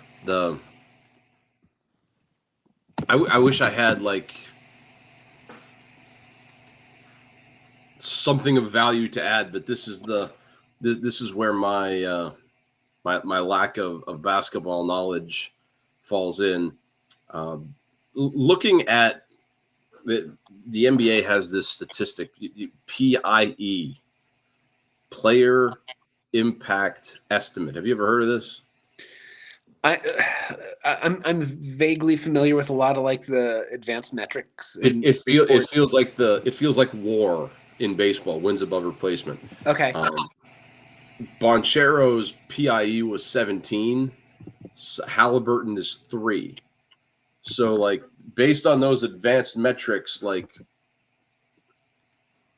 Banchero feels like a better player, but like what's weird is I've heard of Halliburton, and despite the fact that he was the number 1 pick in the draft, I couldn't pick Banchero out of a lineup. Yeah, like I feel like the guys I have on my team will be kind of like the same way that you picked Wembanyama. Like I think they'll be like in the MVP talks for the next 5-10 years. Oh, yeah. So Victor Wembanyama's PIE is 13. So equal to Banchero. Who do we consider the best player? Who do you think the best player in the NBA is? You think it's Jokic? I think it's Jokic. The Nuggets have had a tough start, but he's still in his prime. He's the reigning 3-time MVP. if Or you look three at times in 4 years. Jokic's PIE is 19.8. Okay. So that's the spread analytically between Jokic and Wembanyama / Bonchero. I'll throw a couple others out here. Jason Tatum, best player on the best team, PIE of 20.4. That makes sense because he's an efficient scorer and he doesn't turn it over a lot. Plays solid defense. Jay Gilchrist Alexander, 19.5. So I am interested in those kind of computer metrics to an extent. The one I look at a lot is plus minus, Yeah. almost the same as in hockey, like just to see what impact they have when they're on the floor and what impact it had on the score. Well, how well the team's doing with them on the floor and off the floor, right? Type thing. Yeah. That's a little above where I'm willing to go, at least with those numbers. I don't think I embarrassed myself. That's good. We'll see what Palermo thinks. You didn't take Angel Reese. I was so ready for you to take like Asia Wilson or Caitlin Clark. I forgot. Yeah, Reese made my short list of some places, but then she signed with Reebok, so Michigan's a Nike school. I can't draft a Reebok athlete. But then somebody's going to tell me, oh, Shea Gilchrist and Giannis are like Under Armour people. I don't really care. I don't know the difference, but I do know the difference between holidays, and we're coming up on Halloween this week. Our last show we missed last week, but the last show we talked about monsters, and today we're going to move into something a little happier and sweeter. The top 5 Halloween candy. Now, for me, I went with candy that I was either given as a trick-or-treater or candy that I taxed one of my kids for. Yes. So if you remember the show when we did the Getting to Know Max, my favorite all-time candy doesn't make the Halloween candy list because nobody gives out fruit gems. I don't know why. They should. I'm not entirely sure that's a real candy. That might just be something you've made up. Oh, it's a beautiful thing. So why don't you give us your number 5? All right, my number 5. It's a classic.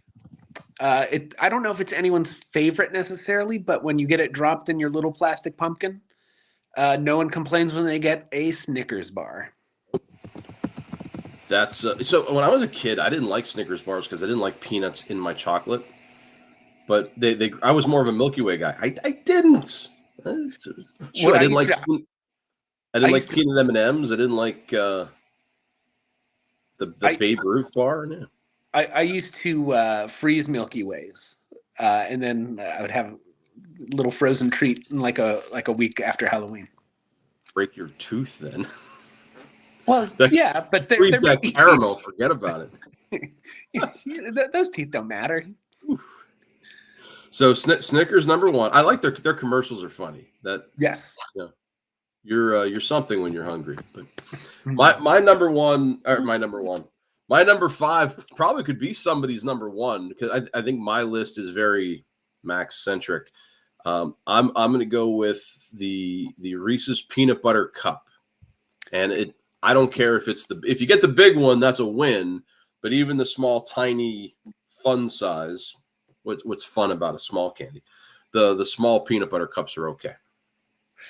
So should I remove all suspense and let you know that the Reese's peanut butter cup is my number 1? Oh, no kidding. Wow. Peanut butter was one of my 5 favorite foods on our first show. that was so long ago. Yeah, the peanut butter cup is the gold standard. Well, for me, it's on. It makes the list, but it's just it's short of the.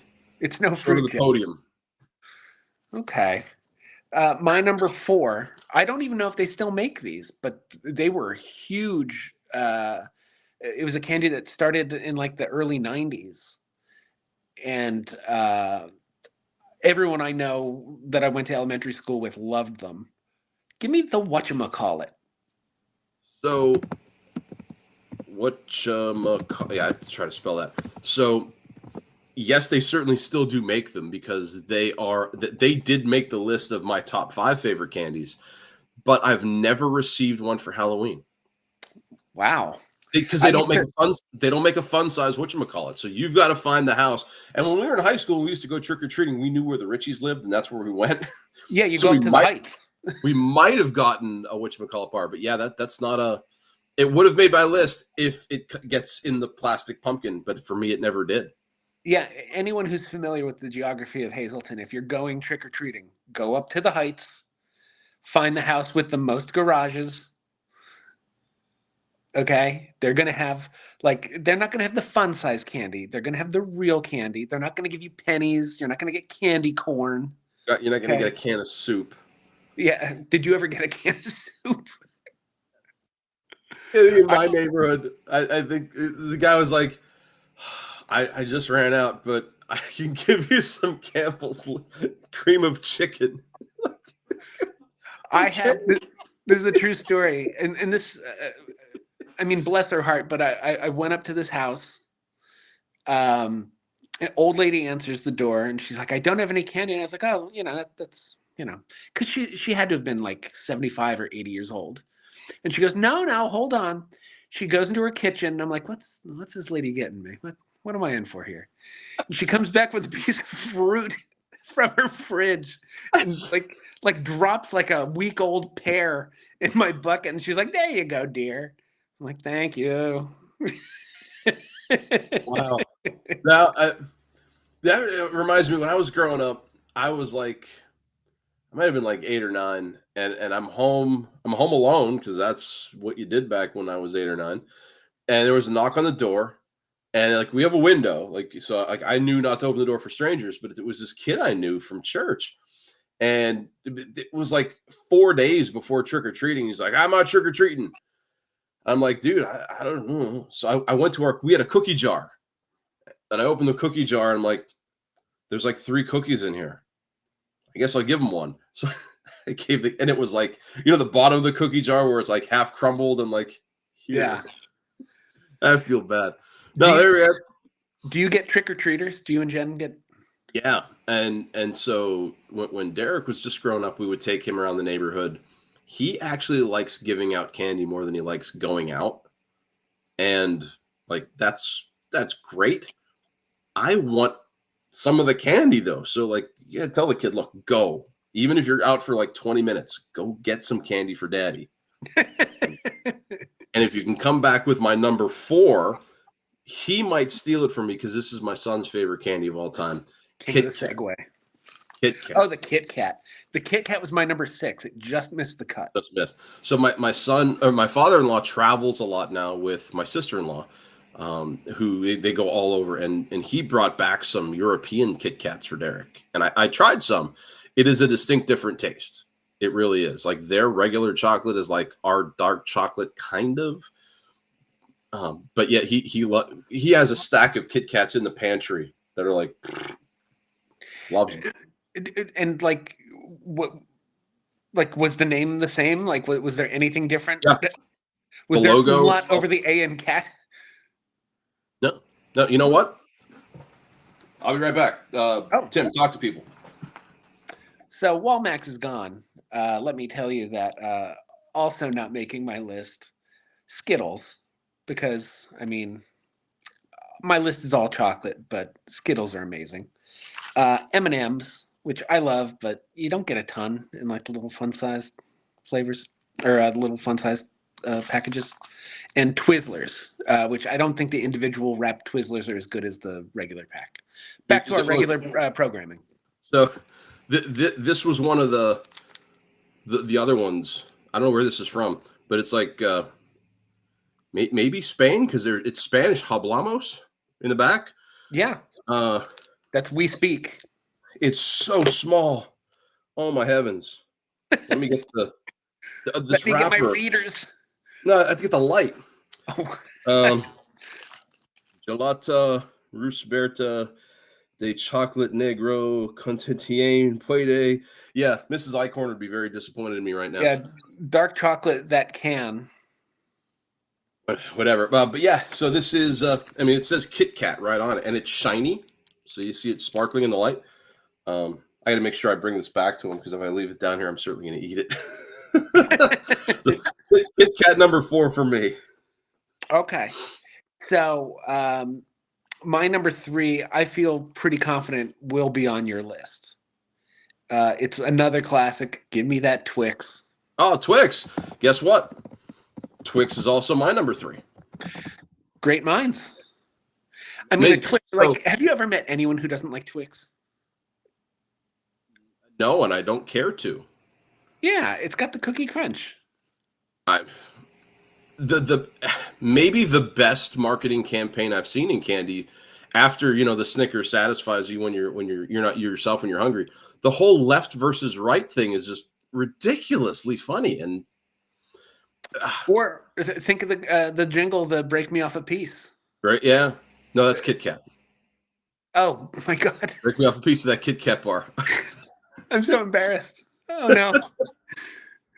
No, don't worry about it. No, the cool part about Twix growing up was they had the caramel Twix and then the peanut butter Twix. And then just like everything else with kids of our generation, the junk food got better later. Cookies and cream Twix became a thing. I liked cookies and cream Hershey bars. Yeah, those are good too. So we just took Derek to Hershey Park a couple weeks ago for Hershey Park in the Dark. And one of the sections there in like the water park, they turned into like you go trick-or-treating. And they gave out a lot of cookies and cream Hershey bars. So yeah, that they got yoinked in a hurry. I told Maria, you're not going to like this. Trust me. I'm so bad. Is she what's she dressing up as? I'm curious. Sonic the Hedgehog. Oh my God, that sounds adorable. Because Jen has started playing Super Smash Brothers with Derek and Maria. So our Switch, for some reason, we only have 3 controllers. Like the 4th one, like we have a bunch of controllers that just won't connect for some reason.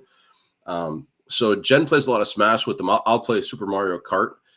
But Maria thinks Sonic is one of the best players in Smash Brothers, and he is because he's so fast. It's hard to hit him. So she likes that. That's where the Sonic comes from, because we don't have Sonic the Hedgehog games. It's all from Super Smash Brothers.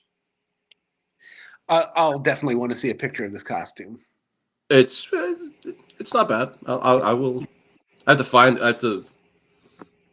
It's upstairs. I mean, I'll put her in it today. She'll love running around in it. I'll have to. It came up in my Facebook memories from like 2012. Is me dressed as a minion from Despicable Me at a Halloween party. Yeah, like 12 years ago. I'll have to send you that picture. My number 2. This is another one where I don't think this generation of kids are as familiar with this candy bar. But I think if you ask any 90s kid, they all loved it. The Fifth Avenue. I loved Fifth Avenues, and even like the fun-sized ones are still good. I didn't love it. I ate it. No, I mean it didn't. It wouldn't have made my top 10. Well, Halloween candies.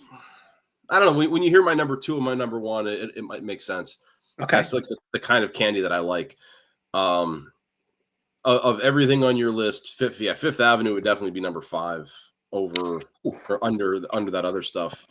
But like my number 2 and my number 1 are both more fruity, and I always went fruity more than chocolatey most of the time. Number 2, something they still give out, but it's not the same because it doesn't come with the awful jokes.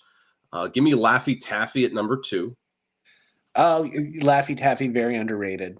Not maybe in my top 10, but definitely not something I would be upset getting. And that was the kind of stuff like you could get at the store. Like, remember growing up, like we'd be out at the playground or out wherever, and you'd have like $1 or $2 in your pocket, and you'd go to the convenience store, and there it was, Laffy Taffy for a nickel. You couldn't go wrong. Yeah, or Nerds. Number 1 on my list. There it is, Nerds. Because wow. so back in the day, the Nerds would come in the box where you'd have like either side would open, right? Different flavors. Now it's just you get this small tiny box which you open, you take it like a shot, and yeah, Nerds are fantastic. Nerds are a little too much sugar for me. I only get them for Halloween, so I get And my. it's funny because I don't typically like sweet things.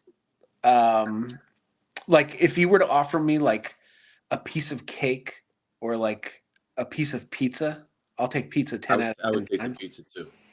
Depending on the cake, and depending on the time of the meal, like my in-laws, they will get a lot of ice cream cakes, which is just ice cream. Yeah. So it's Right. shaped like a cake. Who cares? Some of the stuff that they put in the ice cream cake, though, I could do without. Like the icing, for example, they put, oh, that's too much. Yeah, it's like the consistency of toothpaste. Yes, there you see, you got it. You know what I'm talking about. The the ice cream itself had like the vanilla and the chocolate are separated by this cookie syrup stuff, Yeah. which is pretty good. I mean, I can't complain about that. But I'm with you. If it's a regular cake, I would go savory over that. Pie is the same way. Like even like key lime or right, I'm not a big pie guy. I'd rather 4 slices of bacon. Like I've definitely made uh trades at weddings where I've been like, I'll eat your entree, but then I'll give you my cake. And they're like, I deal. You and I made similar trades that I won every time. Yeah, on the bus I, rides. a third base hoagie for a farmer's iced Farmer's tea. iced tea. And the people from Hazleton would be that might be a hard trade for them, but I don't know. I was always hungrier than I was thirsty. I was always thirstier than I was hungry, but also like I didn't like because there was like ham. I'm not a big ham guy. Jen doesn't like ham at all. I had no I idea. I don't like ham cold cuts. Like Jeez. I'll like at Easter or whatever. Like I'll slice ham and then put that on a sandwich. Like a nice hunk of sliced ham. Okay. You But just it's the consistency of the thin stuff. I love the thin yeah, stuff. it's something about the thinness of the way it's cut. But I don't have a similar issue with turkey or roast beef.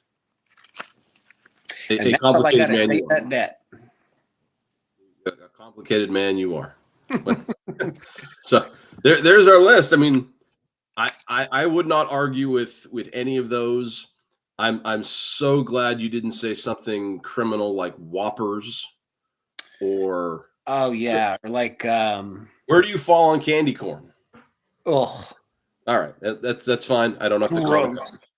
Ugh. I don't have to call the authorities on you. Oh, there's people out there that like that stuff, and I don't It's like understand them.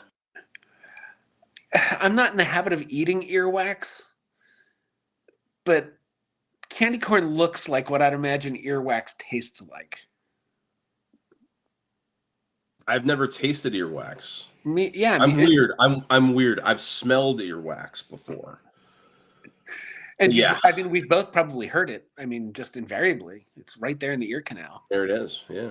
Worse Halloween candy, candy corn or circus peanuts. Oh boy. And I know you're my age, so your grandmother definitely had circus peanuts in the candy bowl. Oh, absolutely. And they're both terrible. I'd rather if someone offered me both, I would just run into traffic. I I would take the circus peanut, and Ugh. I think I can eat two of them before I would get physically ill. They're kind of they're like marshmallow. Like marshmallow as a kid, like you ever eat like just marshmallows out of the bag? Yeah. Like they're not bad, but like if you eat 4 or 5 of them, like you better not go anywhere because your stomach is going to be like doing hard time. Like, oh, It's basically like eating glue. sweet glue though. I can't think of another. Like if we had to come up with our top 5 worst Halloween candies, aside from candy corn and those circus peanuts, I was Whoppers, I was never a fan of almond joy. almond joy. Yeah, I'm not. I'm because I don't like coconut either. I like coconut, but there's something about almond joy coconut that bugs me. So then, yeah, Mounds would be up there for me. Not a big I Mound. was never a fan of Butterfinger. I like Butterfinger. It tastes good, but it does a number on your breath. Yeah, Like I don't want to be around you if you're eating Butterfinger. Jen yeah. loves Butterfinger, so like we make sure she brushes her teeth after because it's nauseating. So in a similar way, anything green apple. So like when we were in 6th grade, remember the Teenage Mutant Ninja Turtle gum? Oh, Like sure. that tasted good for about 15 seconds, but then your breath smelled like what I envision hell smells like. Oh, another underrated candy. Not Smarties. Jolly Ranchers. Oh, Jen loves Jolly Ranchers, and Mm. I give them out to my kids in class because they're cheap. There are a bunch of them, and I'll eat some of them too. The problem then gets when they're getting ready to be done. If I bite into them, sometimes they'll stick on my teeth, and I've got to like get the metal out and do oral surgery on myself. Yeah, Jolly Ranchers they're a good time. And by extension, blue raspberry blow pops.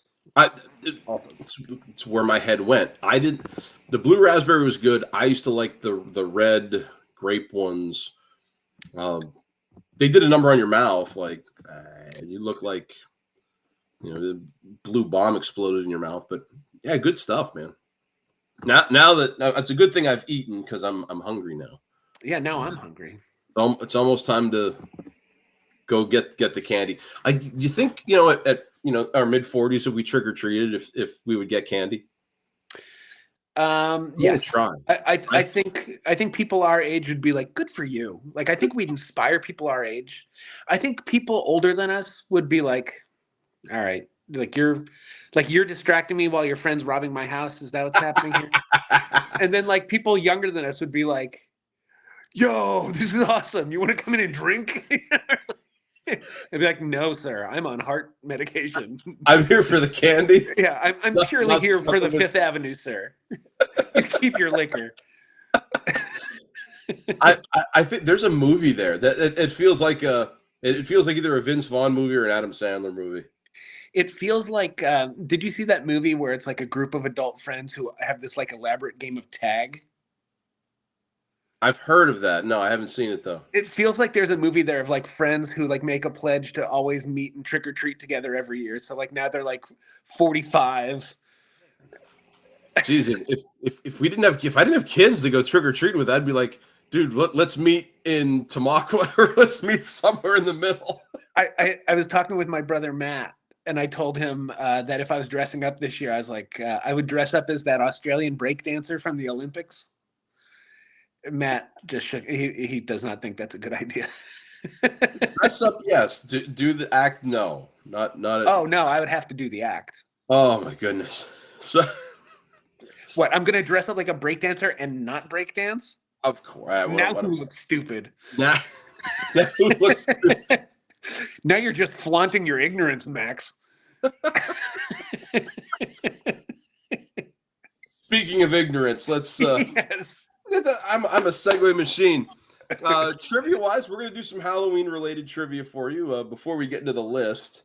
So trivia wise, Hollywood related movie trivia, and based on our prior draft, this question came out to me. We were drafting our top monsters, and you bemoaned the fact that you missed out on Beetlejuice. So in the movie Beetlejuice, now you've said it twice. How many minutes does Michael Keaton appear on screen?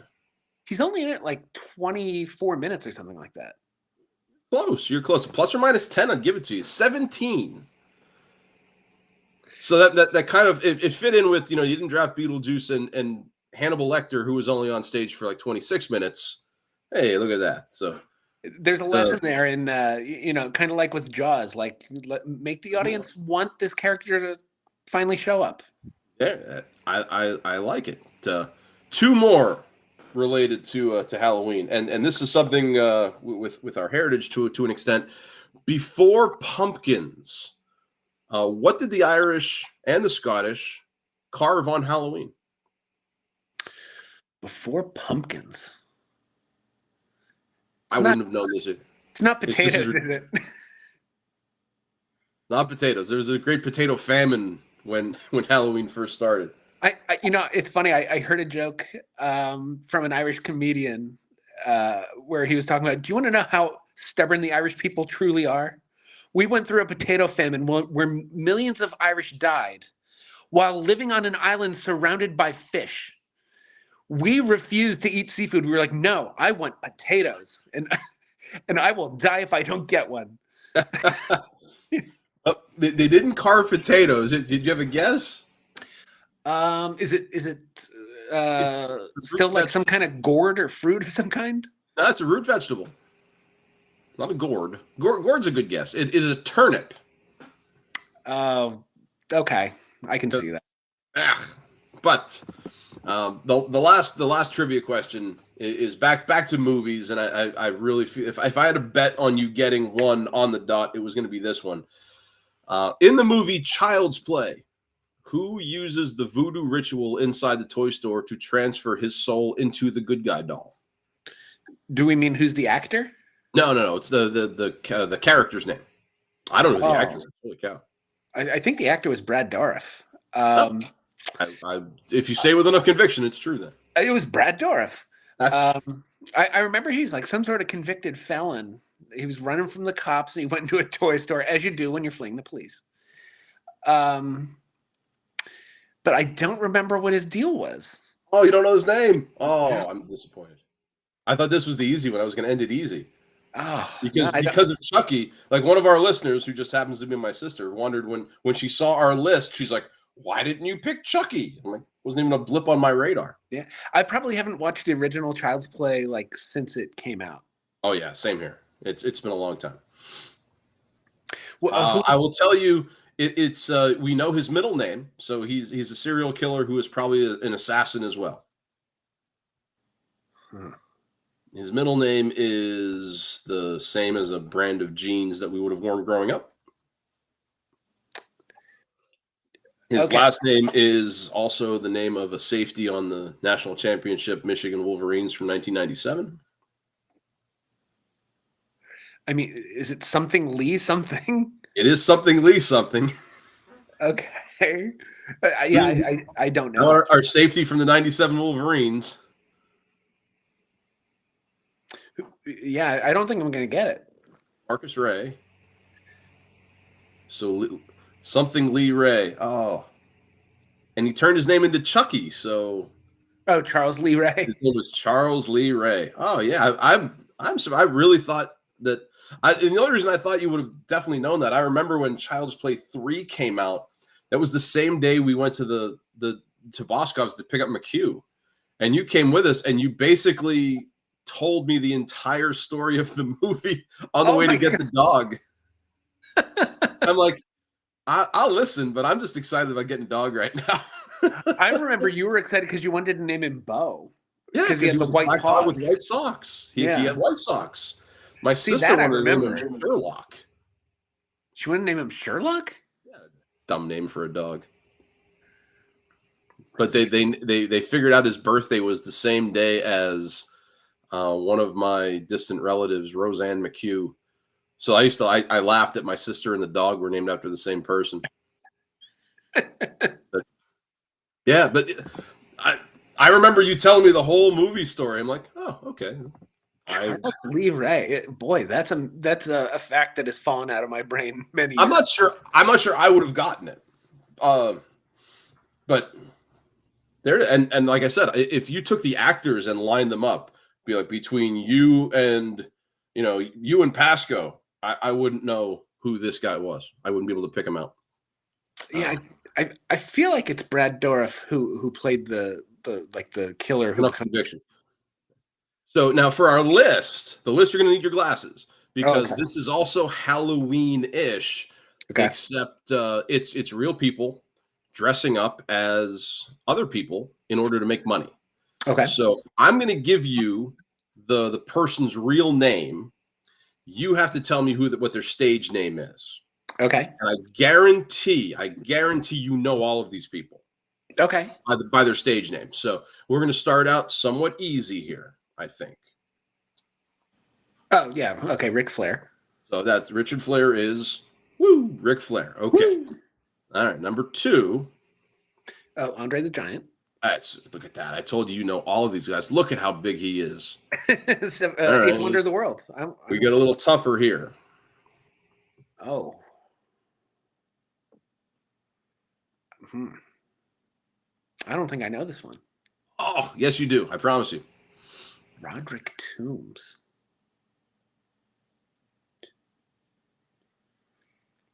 I'm blanking. It's a little crazy. Some people might say he's even a little rowdy. Oh, yeah. All right. The hot rod. There he And is. I was wearing my Rowdy Roddy Piper shirt yesterday. Number 4. That's Triple H. There you go. And there's a distinct flavor to this this list. Yeah, I think I'm sensing a theme. there's a trend here. Next guy. Oh, sure. That's Undertaker. Okay, he just it's an easy one. Mean Mark Callis back in the day. Yep. Oof. That one I don't know. Yes, you do. You just don't know him as Hickenbottom. You know him as his first name is his last name. Oh, Shawn Michaels? Yeah, Michael Hickenbottom is Shawn Michaels. I'd have changed my name too. Yeah, I'd be heartbroken if my last name were Hickenbottom. Oh, yeah, that's the Hulkster. Back to easy. Here we go. And Is that Brutus Beefcake? there you go. Look at that. Among other things, the disciple and about 17 other characters he played over the course of his career. The barber. Here we go. Oh, Jim Hellwig. Oh my God, I know this. Why can't I think of it though?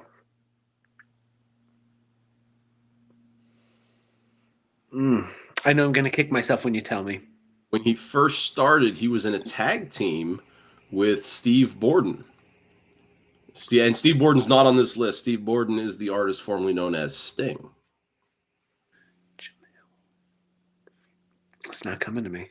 And then I believe he went singles and he changed his name to something about Dingo.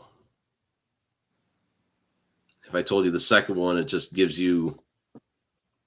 Oh my Dingo God! Warrior. It's just like Glenn Steele. This one's tough.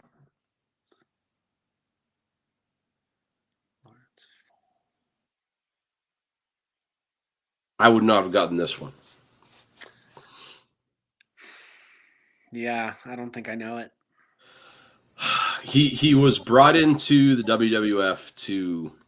I think Vince thought he was going to be the new Hogan. Lex He was the Luger. new All-American guy. Lawrence Full is Lex Luger. Oh, it looks so much like Larry Poffo that's originally where I went with it. Where I was like, maybe Lanny Poffo, like maybe it's the genius. And also, by all accounts, Lex Luger was a super good dude, like great with kids. Oh, that's Mankind, because he's a politician down in Tennessee. Or Kane, not Kane. There you go. It's got to be Kane. I knew that. I know Glenn Jacobs better than I know Kane. He was also Isaac Yankem, the evil dentist, and I think he How played did that character not catch on? Who knows? This is tough. Robert Remus. You get this. That's Mr. Smarty Pants. Whew. I gave you enough Terry Bolleas. Yeah, I don't think I know Robert Remus. He wrestled, but he was also a famous cartoon character with G.I. Joe. Sergeant Slaughter. Sergeant Slaughter, back in the day. Arr. You know, about like 8 years ago or so, I was retweeted by Sergeant Slaughter. That's kind of cool. One of my crowning achievements. I think one of the coolest things like in my Twitter life was Paul O'Neill liked one of my tweets. Oh, that's super cool. Yeah. So, ooh. Oh, there's no way. Oh my goodness. This guy made. We drafted wrestlers. He made my list. Okay. If you remember who I drafted. Well, it's not Stone Cold. Who else did you draft? I know I drafted this guy though. He was a part of maybe the greatest vignette series that the WWF put together in the early 90s. and it was part of the feud between the Warrior and the Undertaker. It's not Paul Bearer, is it? No, it's not Paul Bearer. No, he tried to help the Warrior learn about the dark side because he himself was the dark side. Jake Roberts? Jake Roberts, there it is. Wow. His name is Aurelian. Did you know he's like 6'6"? No, I didn't. And I now also his name was Aurelian until I looked it up. Big guy. I mean, in the world of the Shawn Michaels once said, "In the world of the Giants, I look small, but I'm a really big guy. If you met me at a bar, I would tower over you, probably." Yeah. And that was, I mean, if you saw like Jake's early stuff, like in Mid South or down in Georgia, he looks just super small. Never like hulked up, defined like Randy Savage and the baby oil, and Rick Rude. Yeah, he never did that. So you wouldn't look at him, and you got the receding hairline thing going. But yeah, dude could talk, that's for sure. Ray Traylor.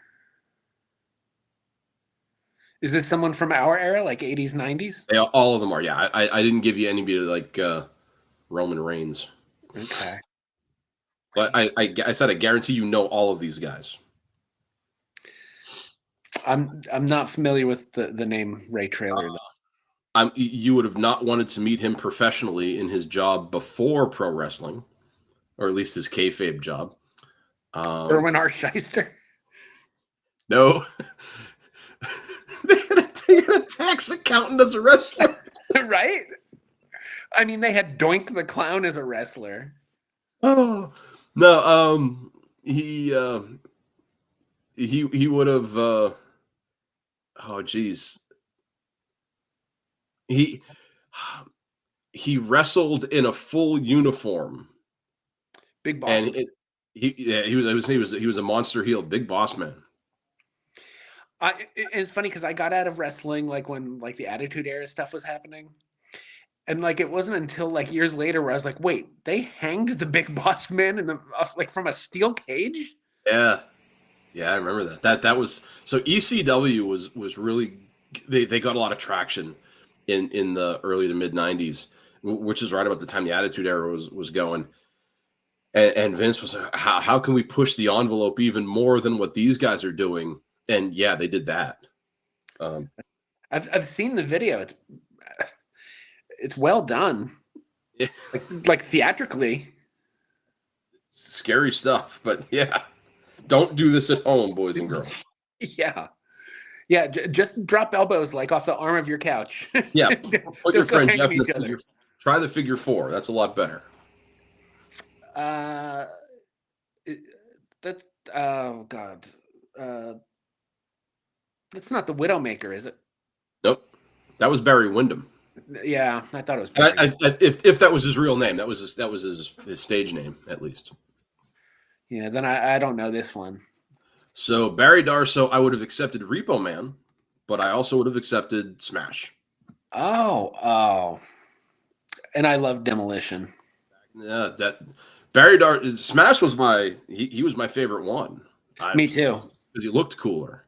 So and then I kind of tuned out when they added Crush. Well, Crush happened when Axe. I'll tell you the story here in a second. Let's see if you know this guy. No, name doesn't ring a bell. That's a bummer because Bill Eadie was Axe. Oh my god, that's more embarrassing than the Kit Kat snafu.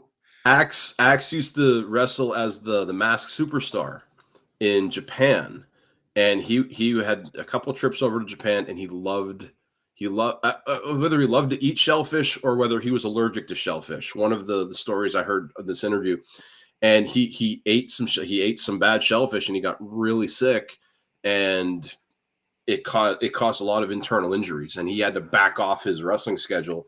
That's why they added Crush, because they didn't want to just erase the momentum Demolition had, because that's when they just signed the Legion of Doom. They wanted to put these people in a program together. Axe just couldn't work it. So who did Crush? Who did that end up being? Like he ended up being Crush was Brian Adams. it was his name, but he The came summer in of as '69 guy. he came in as a What a Kona Crush. career! He was like this Hawaiian guy that would crush coconuts. Right, I That remember was his that. name. I thought he became like a big wrestler under a different like character name. Oh, I don't know, but Brian Adams didn't make the list of names here, but this guy did. Roy Wayne Farris. Sounds like a serial killer because he knows his middle name. Yeah, this is the guy who became Chucky, right? Yeah. Um, No, he did not. oof, yeah, I definitely, yeah, it's not Great, coming. great heel. Everyone hated him when he came into DiBiase? the company. No, when he came into the company, he actually wanted to be a babyface because that's how he worked on the independent circuit. He knew Hulk Hogan, and Hogan said, "I can work with this guy," and he did a couple times. Never on a major pay per view. They never did a major program. They did some house shows together. Talked at nauseum, and people just you had to hate the guy because of what he looked like. Earthquake? An earthquake. Same manager. Yeah, I don't know. One of the best post career interviews ever. Still, many consider the greatest of all time. Yeah, definitely. Oh God. And I mean, even seeing Hunky Tonk Man, like I wouldn't have gotten it without the picture, but he really was. I loved. Oh, the great heel. I loved Hunky Tonk Man. He would not stop talking or singing, and yeah, Jimmy Hart really they worked so well together. I think They really did. the music angles. I think Jimmy Hart was actually a music producer. I think Jimmy Hart did a lot of the theme songs that the guys would walk to. Yeah, I believe that's true. Actually, Honky. Okay, there's this guy. Oh, okay, I know this guy. is this George the Animal? It is not George the Animal. You would have known him possibly as one of two wrestlers because he kind of changed gimmicks after, I want to say after WrestleMania 4. I know he wrestled as a WrestleMania 4, but I think by WrestleMania 5 he was transformed. It's not someone generic like the Brooklyn Brawler, is it? Nope. Another monster heel. Yeah, I don't know. You got to look this guy up. You got to watch some of his matches because some of the noises he makes in ring are just amazing. He went from a monster one man gang to Akeem. the African Dream, and he's one of the nicest guys. If I've heard a lot of stories of if you go to a convention or a signing, he's one of the nicest guys you want to meet. So, and believe it or not, there's not a lot of good pictures of one man gang on Google. Like that's the best one. And you're right, because he was featured at WrestleMania 4. It's funny that a character who was big enough to be featured at WrestleMania was swapped out, same performer, new character by the next WrestleMania. And part of the Twin Towers with the Big Boss Man, and they were really good, like monster heels for Hogan to fight against, just because of their size. My goodness. Yeah, isn't that who the Mega Powers were wrestling on Saturday Night's main event when they broke up? Yep, that is correct. Yeah, is this Mr. Fuji? That is Mr. Fuji. I almost said Yokozuna until I saw Fujiwara. Yeah, that's Kenneth Johnson. Ken Shamrock?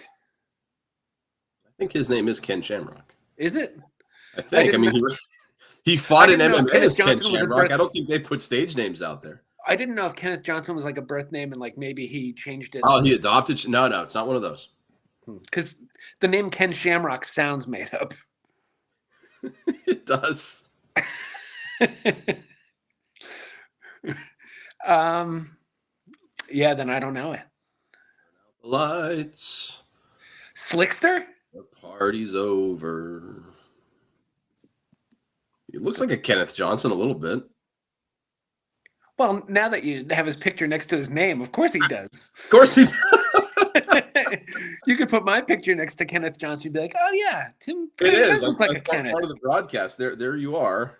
If you say it with enough conviction, right? Steve Austin, right? That's the and want the easy one there. So that was a good time.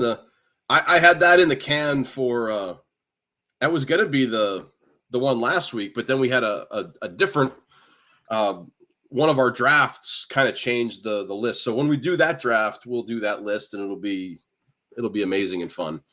But the other thing that I wanted to do with you based on that was something new. I'm going to call this Bracket Busters. Okay. I'm going to give you, so it's kind of like Rank Roulette, except I'm going to give you both things, and you're going to tell me what you like more. And we're going to have, I don't know here, I have 90 lines of Google Sheets here. So they're all movies. Okay. And they have one thing in common.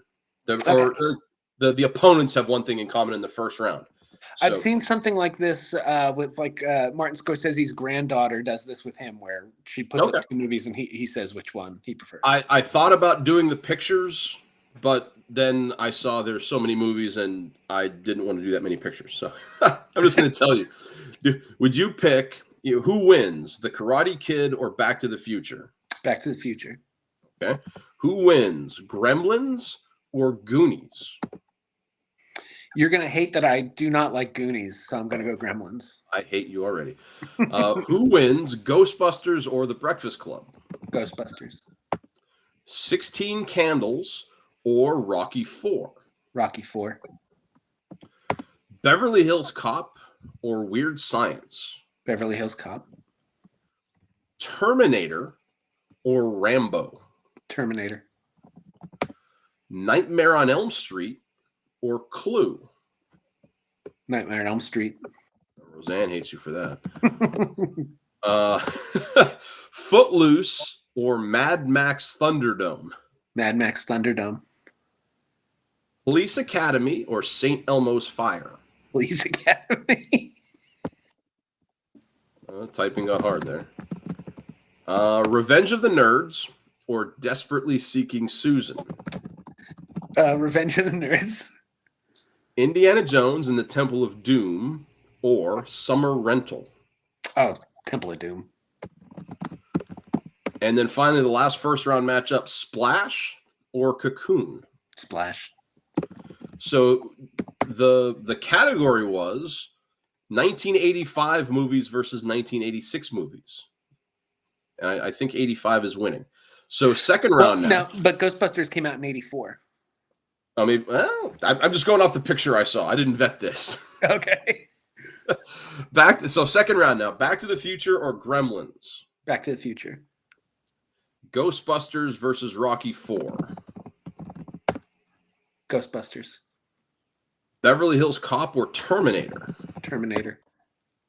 Nightmare on Elm Street or Mad Max Thunderdome? Elm Street. Police Academy or Revenge of the Nerds? Revenge of the Nerds. That's a close one there. Indiana Jones and the Temple of Doom or Splash? Well, they're so thematically similar. It's a real photo finish. They're both such bad movies. Temple of Doom is actually really racist. It's pretty racist. So bad. And yet I'm taking Temple of Doom. Of course you are. I don't want someone to rip my heart out or make me eat monkey brains. Yeah, Molaram, Shootaram. Oh gosh. All right, round 3. And we're gonna take, so there's 6 teams left, so we're not gonna have buys. We get to our final 3, then you're gonna rank them. Right. This is I think in contention for number 1. Back to the Future or Ghostbusters? Back to the Future. Terminator or Nightmare on Elm Street? Terminator. Oh. Revenge of the Nerds or Temple of Doom? Again, I mean, picking limes against lemons. They're so, I think we all remember that scene where Booger was forcing children to work in his, underground mines. But I'm That little 9-year-old kid was one of the. like, it was a movie about like making fun of how other cultures eat, how they imprison their children, a bunch of caricature accents, and yet I'm taking Temple of Doom. Temple of Doom gets into the final three. It Okay, does. so your final three that you have to rank: Back to the Future, Terminator, or Temple of Doom. What's coming in at number 3? I ranked them in the exact order you listed them: Temple of Doom 3, Terminator 2, Back to the Future 1. Terminator 1, 2, and then Back to the Future. That's our bracket buster of the week. Police Academy made it farther than I thought. It got out of the first round. That's just the way the bracket was. So I saw this picture on Instagram that was like, which year did it better, 85 or 86? Or maybe it was 84 or 85. It was definitely like low to mid 80s. And I had a hard time, like, of all of those lists, I would have taken Back to the Future over Karate Kid. I would have taken Goonies probably all the way. Ghostbusters over Breakfast Club. Rocky 4. I didn't see 16 Candles. Beverly Hills Cop would have beat Weird Science. Terminator would have beat Rambo. Clue probably would have beat Nightmare on Elm Street, though. Clue is a great movie. And a lot of the stuff down below. Elm Street's so good, though. That was one of the tough matchups on that picture that I saw. So I thought, that's at least a rank type thing, but you know ahead of time what you're getting into, but you made your own bracket on the way down. I'm going to have to make one for you because I just bought a book that argues that 1999 was the best movie year of all time. Personally, I've always felt 1994 was the best movie year of my lifetime. So maybe I'll put one together pitting the movies of 94 against 99 for you. There you go. And we can do that when we were going to draft our 90s movies. And I had a whole, either that or we were supposed to do our top 5 90s movies. And I was like, dude, we should probably draft these because I've already come up with a list of like 12. And I had a hard time. My top 5's pretty set. Because well, I won't spoil it for a future. We'll do that down the road. In the TV biz, we call it a tease. That story's evergreen, I tell you. It will. We'll let you know when that's coming down the line. I don't know, later. What time are we at here? It's a little over noon. So standard 2-hour show. Had a good time. I think our best one yet. I don't know if it's our best one yet. It's definitely in the top 3. Definitely top 10. How long have we been doing this? Do we have 10 episodes? If you look at our YouTube channel, which is where I think most people will tune in, the Soup and Meatballs YouTube channel has. We started this. I'm taking my light over here. A month ago. With, let's see, what was the date that we uploaded this? Come on, YouTube, tell me stuff. September 15th, 2024. Oh, right around my birthday. Does that track? No, because we had episodes before my birthday though. Because we referenced me and Jen having birthdays so close together. Past live streams. No, just show me the videos that we did 2 months ago. Yeah, and this was a long episode because I think most of our episodes they're all about the same length. Yeah, they go about 2 hours. 2 months ago. This one streamed. Give me the dates. It doesn't want to say. This is 2 months ago. August 10th, 2024. Okay, so we're probably 10 episodes then. Well, this is somewhere in the top 10. 9, 10. Yeah, this is number 10. Oh, nice round number. It's an anniversary show. But we didn't even know. How'd you celebrate? I'm going to celebrate by watching the Eagles win in Cincinnati, I hope. There you go. I'm not going to watch the Yankees lose tonight. That's for sure. That's a silver lining. That's a good way to look at it. You know what I am going to do? Honestly, I'm going to spend probably 3 hours cutting paper So I made a new game prototype. Lords of Baseball did really well, so now I'm going to try to make a football game. So I have a lot of cards to cut out, a lot of stuff. So I'm going to do arts and crafts for a while. I'll put the iPad over there. I'll watch football in the game because I don't have a TV in the game room. See, so now I will get in on the game floor or on the ground floor with the football game. I know I said I would give gaming a try to see if I like it. At some point. So yeah, when I come up to when I get up north, I'll give you a call. You test it with my dad and I. Yeah, absolutely. And we'll get your name in the rule book. Actually, no, your name might be in the other rule book. I think it is. Because you played. Famous. You are. I mean, beyond Soup and Meatballs famous, which let's face it, our 24 viewers are hardcore with us. And besides my infamy is a kind of fame. I thought you had to do something good to be a celebrity.